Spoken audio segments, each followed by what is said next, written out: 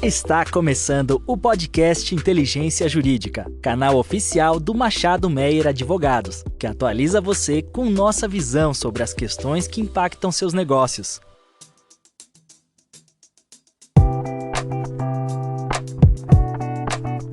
Olá a todas e a todos, eu sou Diana Lobo, essa é mais uma edição do Boletim Tributário, podcast de inteligência jurídica, e eu estou aqui hoje com meu sócio André Menon e a advogada de Brasília, Maia Martinovic. Olá, Diana. Olá, André. Prazer estar aqui. Olá a todos e a todas que estão nos ouvindo. É um prazer dividir e compartilhar este momento com vocês. Olá, Maia. Olá, Diana. Olá a todos os nossos ouvintes. Prazer novamente estar aqui com vocês.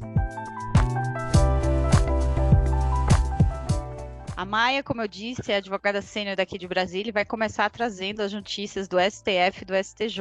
O que você conta que aconteceu na última quinzena, Maia? Muito obrigada, Diana. Com relação ao STF, no dia 12 de setembro de 2023, o Supremo Tribunal Federal declarou, no âmbito da DI 4784, a constitucionalidade da incidência de ISS sobre serviços de franquia postal. A Associação Nacional das Franquias Postais do Brasil ajuizou a ação direta de inconstitucionalidade, questionando os dispositivos que determinavam a incidência do ISS sobre serviços sobre as atividades auxiliares, venda de produtos postais, realizados pelos franqueados. Em suma, a associação argumentava que as agências de correios franqueadas não são prestadores de serviços públicos postais, que são monopólios da União, e que são justamente por isso representados pela Empresa Brasileira de Correios e Telégrafos. O ministro Roberto Barroso, relator da ADI, asseverou a constitucionalidade da incidência de ISS sobre serviços de franquias. Nesse sentido, o relator destacou a natureza complexa dos contratos de franquia, os quais envolvem simultaneamente obrigações de dar e fazer, as quais seriam, de acordo com o relator, inseparáveis nos referidos contratos de franquia. Para corroborar esse entendimento, o relator relembrou o julgamento do tema 300, no qual o STF declarou a constitucionalidade da incidência do ISS sobre serviços de franquia. Especificamente, com relação à alegação de inconstitucionalidade da incidência do ISS sobre serviços de coleta, remessa ou entrega de correspondência, os ministros não conheceram da ação direta de inconstitucionalidade, uma vez que a incompatibilidade, caso se existisse,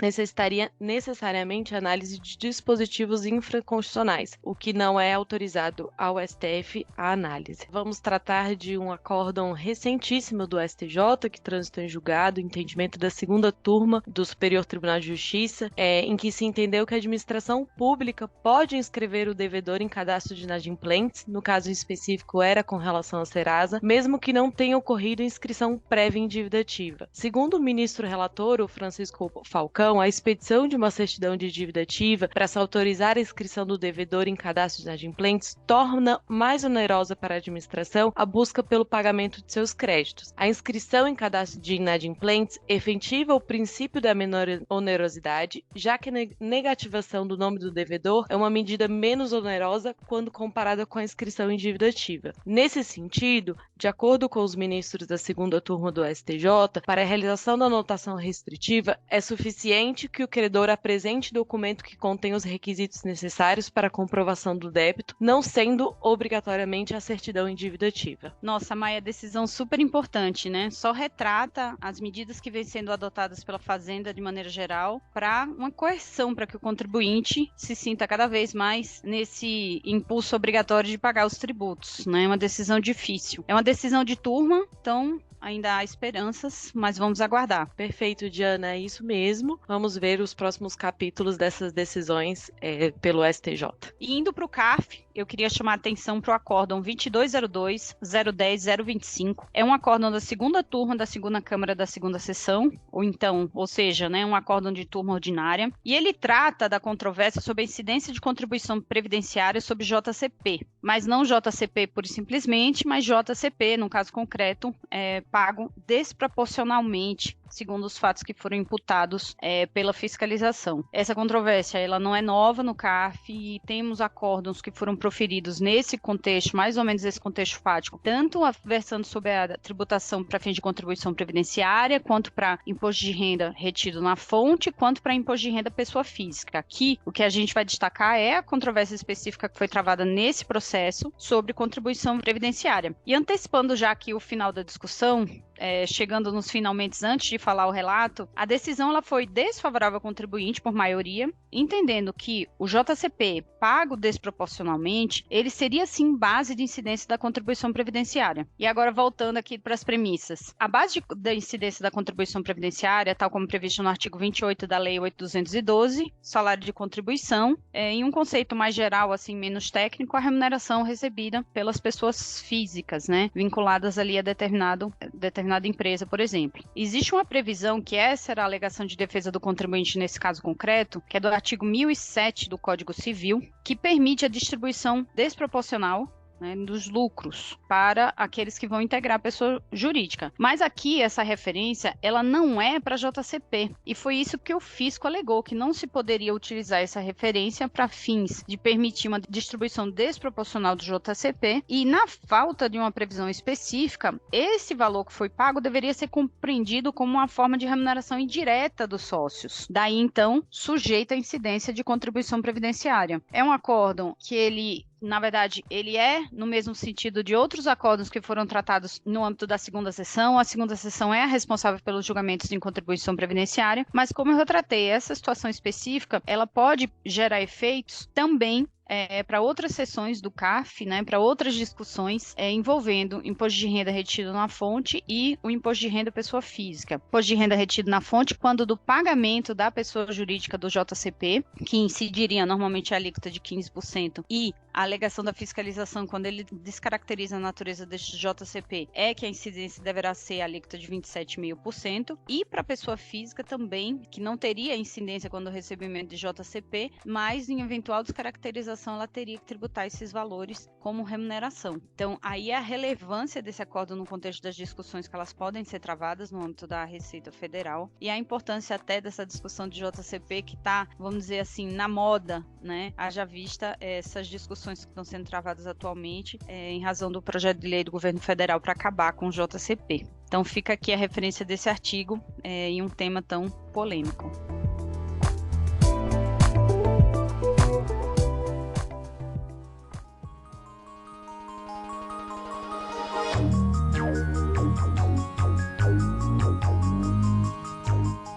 E ainda sobre o CARF, nós vamos aqui destacar um julgamento do mês de setembro de 2023, acordo ainda não publicado, julgamento proferido pela terceira turma da Câmara Superior de Recursos Fiscais. O tributo em discussão era o IPI, e a discussão era se a operação em tela, quer dizer, aquele caso específico que foi levado a conhecimento da Câmara Superior de Recursos Fiscais, se naquela operação o contribuinte fazia jus à regra de suspensão do IPI. Aqui a discussão era com relação à interpretação do artigo 42, inciso 5º, parágrafo 1º, do Regulamento de IPI 2002, antigo regulamento. E a empresa, ela tinha remetido os produtos para exportação, mas essa remessa, essa venda, foi uma exportação indireta. A intenção da empresa, com relação à aplicação da regra de suspensão, foi se enquadrar nos dispositivos do artigo 42, que falam da regra de suspensão quando os produtos destinados à importação, que saem do estabelecimento industrial, para. E aqui eu vou ler. A linha A, que eu vou tratar mais adiante, empresas comerciais e exportadoras com fim específico de exportação, nos termos do parágrafo único. B, recintos alfandegados. E C, outros locais onde se processa o despacho aduaneiro de exportação. O contribuinte tentava levar a argumentação de que sua operação ela deveria se enquadrar nas alíneas B ou C. E a decisão proferida pelo CARF entendeu que essas alíneas elas tratavam, na verdade, de exportação direta e não de exportação indireta, que foi a modalidade realizada pelo contribuinte. Sendo exportação indireta, o dispositivo que deveria ser analisado seria aquele da linha A, ou seja, aquele que fala de empresas comerciais e exportadoras com fim específico de exportação, nos termos do parágrafo único deste artigo. E daí a controvérsia sobre o que é o fim específico de exportação. Aqui cabe destacar que esse julgamento, apesar de tratar do IPI, ele é uma discussão muito relevante também para fins de PIS e COFINS, onde há uma regra muito semelhante com relação à desoneração da operação, mas voltando aqui para o caso concreto, quando o legislador ele utiliza como referência esse fim específico de exportação e ele remete ao parágrafo único do artigo, ele define que a aquisição com fim específico de exportação deve ser com remessa direta do estabelecimento industrial para o embarque ou para recinto alfandegado, ou seja, qualquer etapa intermediária que ocorra, como por exemplo, para a formação de lotes, ele descaracteriza esse fim específico de exportação. Voltando para o caso concreto, a terceira turma entendeu que nessa operação de exportação indireta, o contribuinte ele não tinha remetido diretamente para a exportação para recinto afodegado, tinha tido uma parada para uma realização de uma etapa intermediária, ainda que não fosse propriamente uma industrialização, e que, portanto, não se enquadraria na linha A de suspensão quando da venda para comercial exportadora com fim específico de exportação, sendo então uma operação tributável. Essa decisão ela é relativamente recorrente no âmbito da Câmara Superior de Recursos Fiscais, recai muito na análise do caso concreto em verificar se aquela operação teve ou não uma etapa intermediária e, apesar dela não ser aplicável imediatamente para fins de PIS e COFINS, é um raciocínio que se pode levar para discussão de PIS e COFINS quando trata também das regras de desoneração e creditamento. Então fica aí como esse acordo como ponto de atenção e para ser acompanhado quando da formalização. E André, eu acho que em âmbito estadual a quinzena também foi bem movimentada, correto? Exatamente, Diana. Separei aqui algumas respostas a consultas e decisões dos tribunais administrativos para poder comentar um pouquinho com vocês. A primeira delas é a resposta à consulta 28334 de 2023, que trata de uma operação triangular envolvendo dois estabelecimentos filiais do mesmo contribuinte. Esse tema é um tema que já foi, a priori, bastante discutido, né, pelas secretarias de Fazenda, mas a questão é que, comercialmente, não há como se inviabilizar uma operação que tem ali duas partes, né, dois estabelecimentos filiais relacionados ao mesmo contribuinte, e a dúvida, então, é como suportar fiscalmente essa operação. Lembrando que a operação de venda à ordem, né, nos termos do que dispõe a legislação do Estado de São Paulo e o próprio convênio, pressupõe ali duas operações de vendas distintas, pressupõem três pessoas jurídicas diferentes. Então, o que essa solução de consulta traz é, de modo expresso, a impossibilidade de se aplicar a analogia do procedimento de venda à ordem. E ela indica ali que, a despeito de não poder ser caracterizada essa operação como uma venda à ordem, exatamente porque eu não tenho duas operações de venda e nem três partes distintas, né? Eu tenho dois estabelecimentos da mesma pessoa jurídica, fato é que o próprio regulamento do ICMS traz ali a possibilidade de se operacionalizar essa entrega em um estabelecimento diverso daquele que fez a efetiva operação de aquisição. O artigo 125, parágrafo 4º, é o artigo referenciado nessa solução de consulta, e ele traz ali quais são os requisitos para que esse contribuinte consiga emitir esse documento fiscal para um estabelecimento que é o estabelecimento adquirente e entregar a mercadoria no segundo estabelecimento. Então, de modo geral, o ponto relevante dessa solução de consulta é que ela expressamente deixa clara a impossibilidade de se utilizar o procedimento de venda à ordem, mas ela fala que existem procedimentos acessórios ali, né, procedimentos paralelos que podem ser utilizados para operacionalizar essa entrega. A segunda solução de consulta que eu trago é a consulta 28206 de 2023. Ela é uma consulta bastante relevante, em especial considerando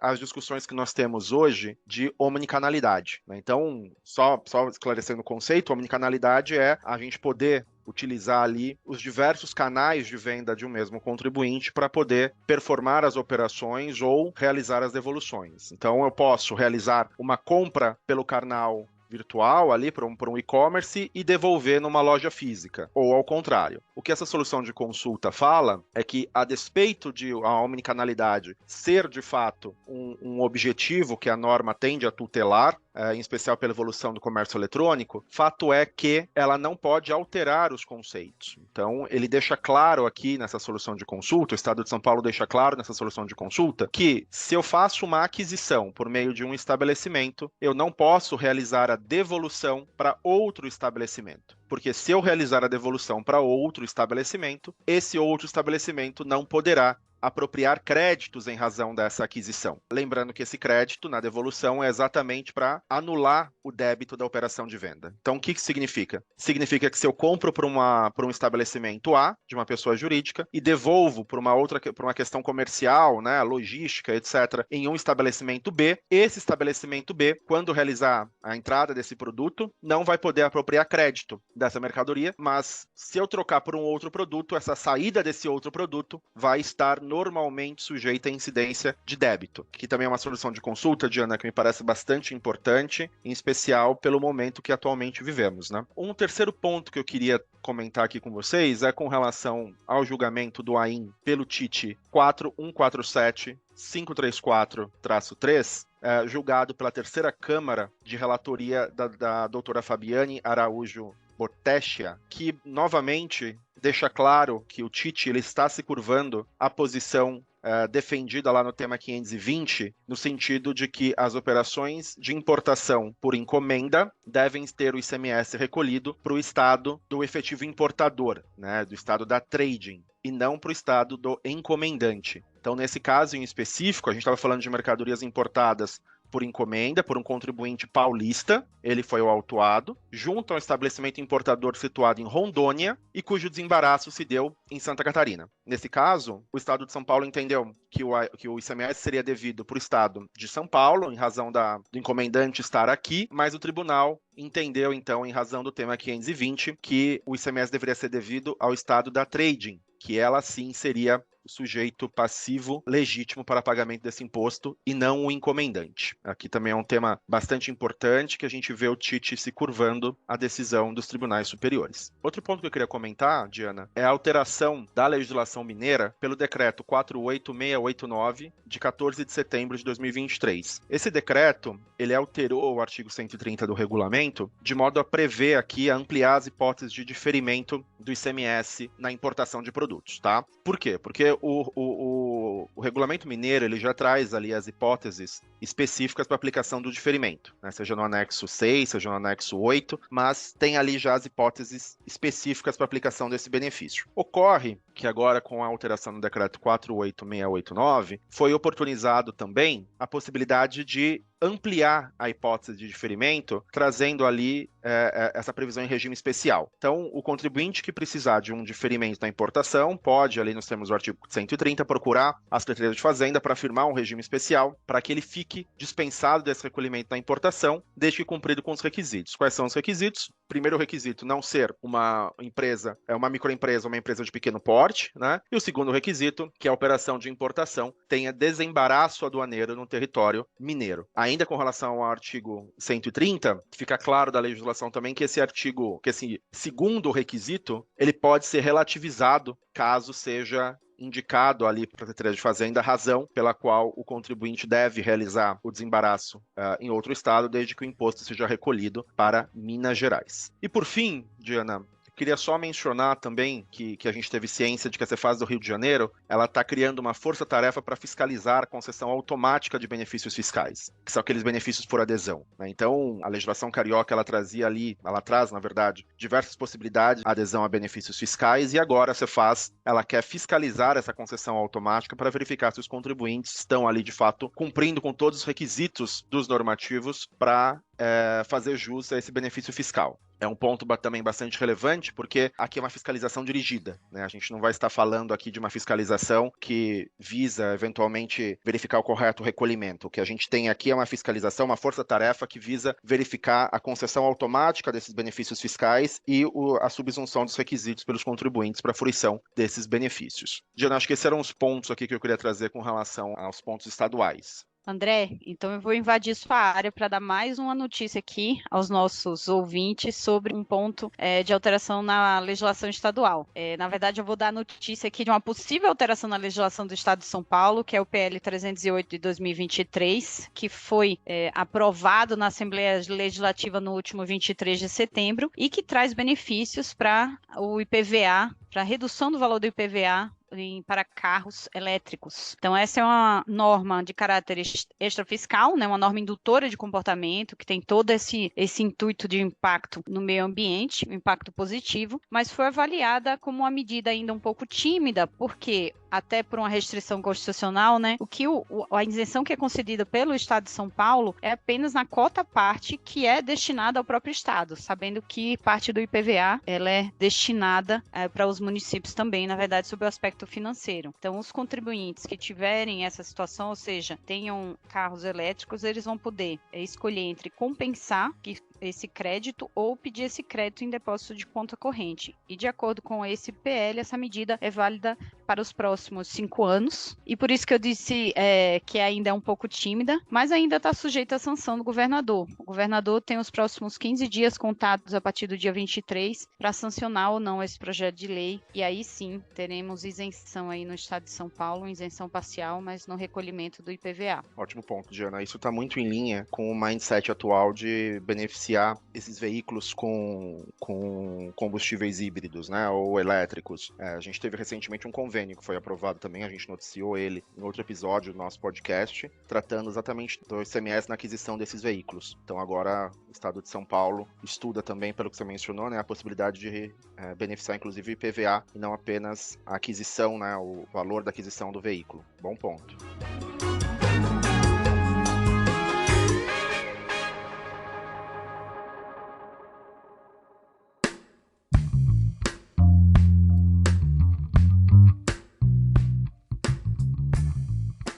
Eu agradeço, então, aos nossos ouvintes pela participação aqui em mais uma edição desse podcast e agradeço a André Menon e Maia Martinovic pela companhia em retratar as principais notícias da quinzena. Muito obrigada, Diana. Até uma próxima. Obrigado, Maia. Obrigado, Diana. Sempre um prazer estar aqui com vocês. Eu queria agradecer também aos nossos ouvintes. Esperamos contar com vocês até o próximo episódio. Abraço. Até a próxima.